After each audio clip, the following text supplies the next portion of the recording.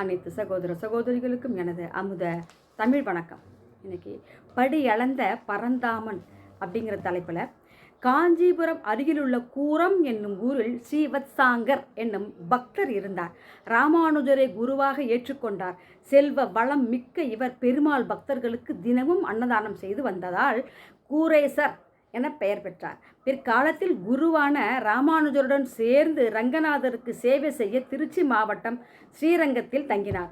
செல்வ வாழ்வை துறந்து எளியவராக வீடுகளில் உஞ்ச விருத்தி பெற்று பிக்ஷை எடுத்து சாப்பிட்டார். ஒரு நாள் வெளியில் செல்லாமல் பட்டினி கிடந்தார்.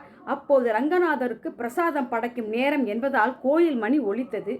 அதை கேட்ட கூரேசரின் மனைவி, ஆழ்வார் பட்டினி கிடக்க அரங்கன் மட்டும் அமுது செய்வது நியாயமா என வருந்தினாள்.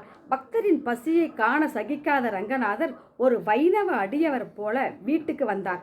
என் பெயர் அழகிய மணவாளதாசன் என சொல்லி தன்னிடம் இருந்த பிரசாதத்தை கூரேசரிடம் கொடுத்து மறைந்தார். அதன் பின்னரே அடியவர் வேடத்தில் படியலுக்க வந்தவர் அந்த ரங்கநாதர் என்பது தெரிந்தது. பிரசாதத்தை 3ஆக பிரித்து ஒரு பகுதியை சாப்பிட்ட கூரேசர் 2 பங்கை மனைவியிடம் கொடுத்தார்.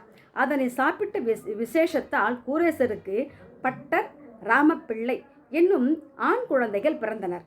இவர்கள் பெருமாளின் குமாரர்கள் என போற்றப்பட்டனர். கேட்டதுக்கு மிக்க நன்றி. வாழ்க வையகம், வாழ்க வளமுடன்.